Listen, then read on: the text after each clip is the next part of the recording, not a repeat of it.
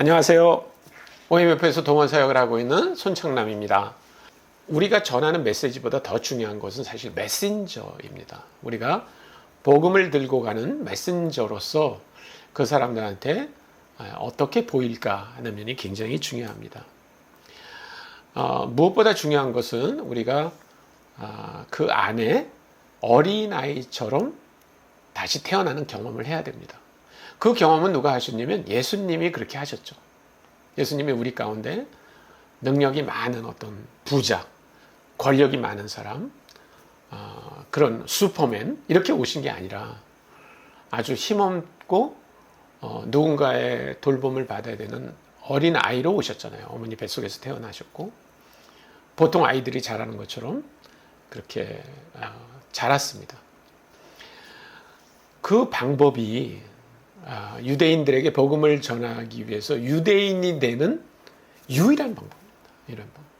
그러니까 우리가 만약에 어떤 문화에 들어가서 그 문화에 있는 사람들에게 완벽하게 그 문화에 속한 사람으로 복음을 전하려면 딱 한 가지 방법이 있습니다. 그 사람들처럼 그곳에 태어나는 경험을 하는 거예요.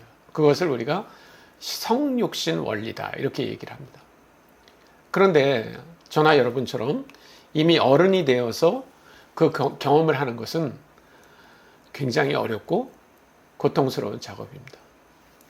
저는 인도네시아에 갈 때 교수 비자를 받고 들어갔습니다. 인도네시아는 여러분이 아는 것처럼 무슬림이 많은 나라입니다. 그래서 선교사 비자를 주지 않아요.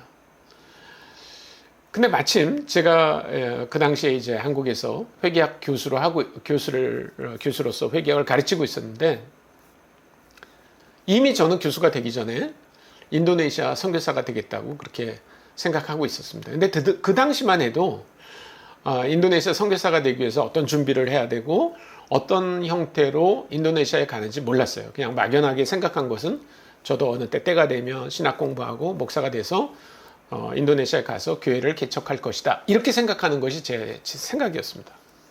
그러다가 한국에서 교수를 8년 한 다음에 알게 된 거는 인도네시아 정부가 선교사 비자는 안 주는데 거기 선교사님들이 뭐를 가르치겠다 그러면 교수 비자는 잘 준다는 사실을 알게 됐어요. 와, 저는 너무나 감사했습니다. 하나님이 저를 인도네시아에 보내기 위해서 그렇게 준비를 시키셨다라고 믿게 됐습니다. 제가 간 곳은 인도네시아의 족자카르타라고 하는 그 도시인데 거기는 대학이 많은 도시입니다. 인구가 한 200만 정도 되는 그 도시에 대학이 100개나 있어요. 그러니까 아주 그 도시는 뭐 대학을 위해서 있는 도시다 이렇게 말해도 과언이 아닙니다. 그 중에 두타와짜나라고 하는 대학이 있는데 그 대학이 이제 제가 소속되는 OMF가 저한테 그 대학으로 가라. 그래서 이제 미리 그 대학하고 OMF가 MOU도 맺고 그래서 저는 그 대학에 갔습니다. 그 대학에 갔더니 총장님이 저한테 우리 송 교수님이 영어로 회계학을 강의할 수도 있겠지만 우리 애들이 영어를 잘 못하니까 인도네시아 말로 강의를 해달라고. 그래서 저한테 1년의 시간을 줬어요. 인도네시아어를 배워가지고 강의를 하라. 그래서 인도네시아를 배웠는데요. 정말 어린아기가 언어를 배우는 것처럼 배웠습니다. 그 방법밖에는 언어를 배울 수 있는 방법이 없어요. 주님께서 만약에 사역이 효과만 생각했다면 그분은 아마 이렇게 어린아이로 오시는 게 아니라 슈퍼맨처럼 오실 수 있겠죠. 근데 예수님은 그렇게 하신 게 아니라 어린아기로 오셔서 그 문화에 있는 사람들과 똑같이 되는 과정을 겪은 거예요. 선교사들도 그렇게 가야 되는데 그 과정은 영어로 말하면 아주 humiliating, 굉장히 겸손하기도 되고 humiliating이라는 말은 창피한 그런 경험을 하게 됩니다. 굉장히 많은 선교사들은 좀 뭔가 큰 소리 치고 가고 싶고 그렇지만 그것은 그렇게 효과적인 사역은 아닌 것 같아요. 우리가 알고 있는 많은 선교사님들은 되게 제국주의라고 하는 배경을 갖고 갔습니다. 우리가 아는 윌리엄 캐리, 그 다음에 저희 단체를 시작한 허슨 테일러, 로버트 모리슨, 이런 선교사님들은 원하든 원치 않든 제국주의라고 하는 시대적 배경을 갖고 갔어요. 인도 사람들은 영국 선교사들을 도라라고 불렀어요. 그거는 지주라는 뜻입니다. 왜 그렇게 불렀겠어요? 영국 선교사들이 돈을 가져와서 큰 땅을 삽니다. 그리고 거기에다 저택을 짓고 그거를 이렇게 담장을 두르고 경우에 따라 경비도 두고 그리고 그 안에서 살았어요. 그렇게 사는 사람이 누굴까요? 지주들밖에 없죠. 그러니까 선교사들은 우리 지주 같은 사람들이구나 라고 생각했어요. 어떤 사람들은 식민주의자, 그러니까 자기를 식민 통치를 하는 그런 그 정부의 관리 정도로 생각했습니다. 그리고 실제로 어떤 선교사들은 그렇게 본국의 그 식민지 정책을 옹호하고 돕는 선교사들도 있었어요. 굉장히 많은 지역에서 선교사들은 뭔가를 해주는 사람으로 그렇게 보여졌습니다. 그런데 원하든 원치 않든 보통 선교지에서 선교사들은 잘 사는 사람, 많이 배운 사람, 뭔가를 해줄 수 있는 사람으로 보인다는 겁니다. 그렇게 안 되려면 우리는 끊임없이 그 사람들과 현지인들과 같은 사람이라고 하는 노력을 해야 돼요. 그거를 영어로 동일시라고 부릅니다. identification. 근데 굉장히 많은 선교사들이 그거를 그렇게 썩 잘하지 못했는데 아주 잘한 분이 계세요. 그분이 바로 허드슨 테일러입니다. 허드슨 테일러는 이제 어느 날 그 해안에서만 살다가 해안에 있는 중국 사람들의 숫자는 그렇게 많지 않았습니다. 그 당시. 그래서 나는 내륙으로 들어가야 되겠다. 그래서 배를 타고 강을 따라 어떤 도시로 들어갔습니다. 내륙에 있는. 그래서 어느 마을에서 복음을 전하기 시작했어요. 그런데 뭐 여러 사람이 왔다가 또 듣다 가기도 하고 이렇게 했는데 어떤 사람이 처음부터 쭈그리고 앉아서 허슨 테일러가 하는 말을 계속 들은 거예요. 허슨 테일러는 생각하기를 저 사람 왠지 오늘 예수 믿을 것 같다. 그런 생각을 하게 된 거예요. 아니나 달라 설교가 다 끝나고 딴 사람들은 그냥 갔는데 그 사람이 허슨 테일러 앞으로 나온 거예요. 그러면서 질문이 있습니다. 이렇게 얘기한 거예요. 그래서 허슨 테일러는 아주 자신만만하게 질문하십시오. 제가 대답하겠습니다. 이렇게 얘기했어요. 그랬더니 그 당시 허슨 테일러는 양복을 입고 있었습니다. 근데 양복 뒤로 가가지고 양복 뒤에 이렇게 단추가 2개가 있었거든요. 그 뒤에 있는 단추를 가리키면서 물어본 거예요. 이 단추는 뭐에다 쓰는 건가요? 그 당시 지금 제가 19세기 얘기를 하니까 19세기의 영국 사람들은 양복 뒤에 단추를 2개 달았어요. 그냥 패션이죠, 패션. 근데 양복을 처음 본 이 중국 사람은요, 그게 너무 신기한 거예요. 이 앞에 있는 단추는 여미는데 사용을 했는데 뒤에 있는 단추는 뭐 하는 단추인가, 뭐 하는 데 쓰는 단추인가, 이게 1시간 동안 내내 궁금했던 거죠. 그러니까 끝나고 나서 뭐 예수님에 대해서 얘기하는 것도 아니고 성경에 대해서 얘기하는 것도 아니고 그 단추에 대해서 물어본 거예요. 허슨 테일러가 그 말을 듣고 얼마나 허탄했겠어요. 그래서 허슨 테일러가 결심했습니다. 나는 절대로 이제 양복을 입지 않겠다.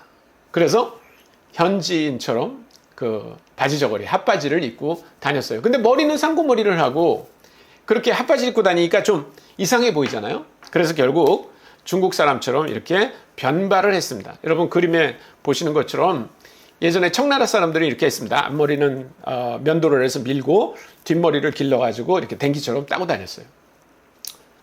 허슨 테일러도 그렇게 했습니다. 어느 날 허슨 테일러가 이제 댕기를 따고 자신만만하게 밖으로 나갔습니다. 그랬더니 동네 사람들이 더 웃는 거예요.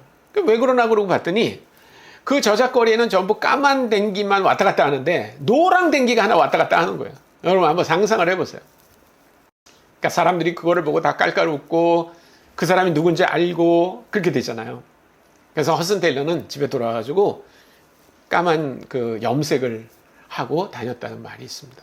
그래서 허슨 테일러가 그 중국 내지선교회를 만든 다음에 1865년에 이 모든 선교사들에게 이제 부탁을 했습니다. 우리는 중국에 가서 중국 사람과 똑같은 헤어스타일을 하고 다닐 겁니다.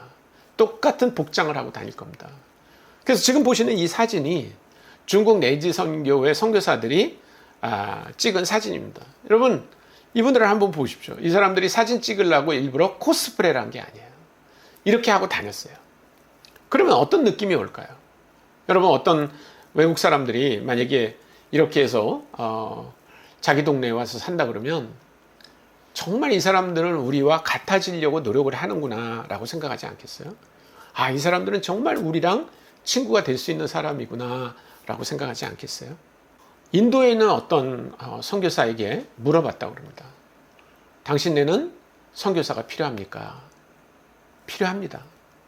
그런데 우리를 가르치는 선교사가 필요한 게 아니라 우리와 친구 같은 선교사가 있으면 좋겠습니다. 라고 말했다고 그래요.